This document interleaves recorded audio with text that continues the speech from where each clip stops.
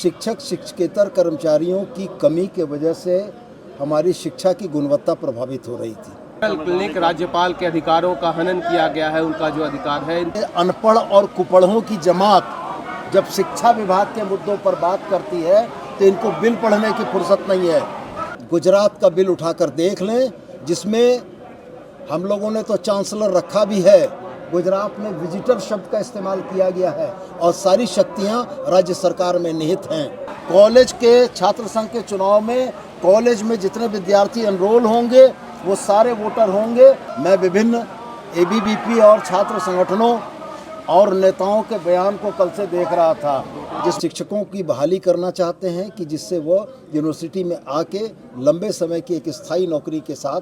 जोहार हजारीबाग में फैज़ अनवर आप देख रहे हैं जोहार हजारीबाग। हम लोग खड़े हैं अभी झारखंड विधानसभा के बाहर। यहीं पे अभी सत्र चल रहा था, मानसून सत्र। एक जो बिल है निकल के आया यूनिवर्सिटी को लेकर, जिसमें मंत्री सुदीप कुमार सोनू जी ने जो कहा है, कई बातें उसमें निकल के आई है कि कौन वीसी अपॉइंट कर सकता है, गवर्नर कैसे अपॉइंट होगा, इन सब चीज़ों में किसका अधिकार रहेगा, ये सब बिल में वो क्या कह रहे थे आप सुनिएगा। लेकिन जैसे ही ये बिल आया तो कई विरोध भी होने शुरू हो गए हैं। छात्रों को ऐसा लगा कि यूनिवर्सिटी जो है छात्र इलेक्शन नहीं कराना चाहती है। उसके बाद आज उसी मुद्दे को लेकर जब सवाल पूछा गया मंत्री सुदीप कुमार सोनू जी से, तो उन्होंने कहा कि ये छात्र जो है वो भ्रम फैला रहे हैं, ऐसा कुछ भी नहीं है। यूनिवर्सिटी में इलेक्शन का जो है प्रोविज़न वो रहेगा और जो पीजी के छात्र हैं वो सब मेंबर रहेंगे इलेक्शन के टाइम में चुनने के लिए। बहुत लोग जो है छात्र नेता हैं, उनका ये कहना है कि चुनाव अगर नहीं होगा तो छात्र संघ जो है वो बिल्कुल ख़त्म हो जाएगा, छात्र राजनीति ख़त्म हो जाएगी। उनका ये भी कहना है कि कई ऐसे नेता हैं जो छात्र राजनीति करते करते मेन स्ट्रीम पॉलिटिक्स में आए हैं, तो वो सब कैसे होगा। उन सब बातों पे सुदीप कुमार सोनू ने यही कहा है कि ये लोग भ्रम फैला रहे हैं, ये विपक्ष लोग जो है वो भ्रम फैला रहे हैं और बिना मतलब का आंदोलन कर रहे हैं। उन्होंने क्या कहा आप भी सुनिएगा। सबसे महत्वपूर्ण एक अम्ब्रेला एक्ट जो स्टेट यूनिवर्सिटीज़ के लिए था, हमारे राज्य में राज्य गठन के उपरांत 2000 से जिन एक्ट के तहत स्टेट यूनिवर्सिटीज़ क्रिएट हो रही थी उसमें भी एक रूपता नहीं थी। झारखंड गठन के उपरांत 25वें वर्ष में हम लोगों ने एक अम्ब्रेला एक्ट इस्टेब्लिश किया। इस एक्ट में तमाम उन बातों का ध्यान रखा गया है जो विश्वविद्यालय के स्टेक होल्डर्स हैं। विश्वविद्यालय के स्टेक होल्डर सबसे पहले हमारे बच्चे हैं जो उच्च शिक्षा के लिए विश्वविद्यालयों में जाते हैं, और शिक्षक शिक्षकेतर कर्मचारियों की कमी के वजह से हमारी शिक्षा की गुणवत्ता प्रभावित हो रही थी।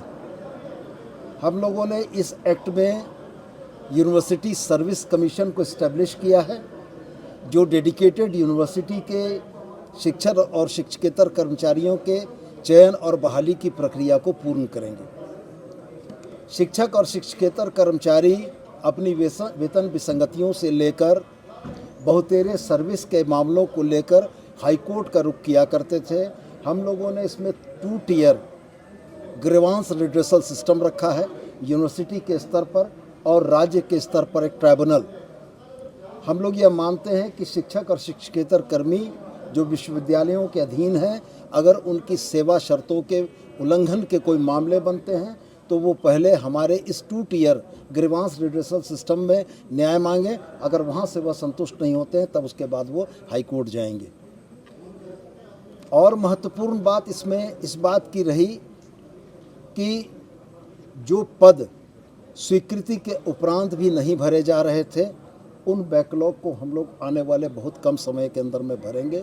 और मेरा बड़ा स्पष्ट ये मानना है कि किसी भी शिक्षक को नीड बेस या घंटी आधारित की जिस परिकल्पना के तहत हमारी उच्च शिक्षा को चलाया गया, ये उस नीड बेस या घंटी आधारित शिक्षकों के साथ साथ उनसे बड़ा अन्याय हमारे छात्रों के साथ है। जब शिक्षक को अपनी नौकरी की स्थायित्व की गारंटी नहीं रहेगी तो वो शिक्षण में क्या अपना समय दे पाएंगे। हम लोग स्थायी और पक्की नौकरियों के माध्यम से उन शिक्षकों की बहाली करना चाहते हैं कि जिससे वो यूनिवर्सिटी में आके लंबे समय की एक स्थायी नौकरी के साथ हमारे बच्चों को गुणवत्तापूर्ण शिक्षा दें।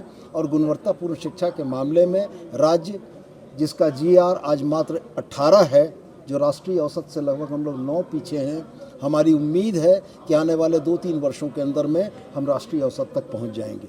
सर, स्टेट यूनिवर्सिटी बिल को लेकर विपक्ष कह रहा है कि राज्यपाल की जो भूमिका थी उसको आपने गौण कर दिया कुलपतियों के चयन में।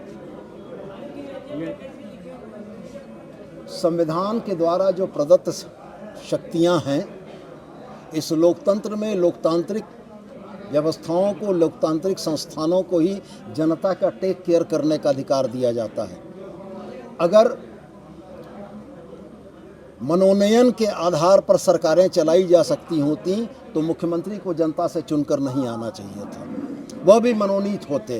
तो मेरा यह स्पष्ट मानना है कि अपने राज्य के छात्रों के हित, अपने राज्य के बच्चों के बेहतरी के लिए जो निर्णय राज्य सरकारें करेंगी, चूँकि वो जनता के प्रति उत्तरदायी हैं, आने वाले 4.25 वर्षों के बाद वापस से जनता की अदालत में जाकर हमें जनता से मैंडेट लेना होगा।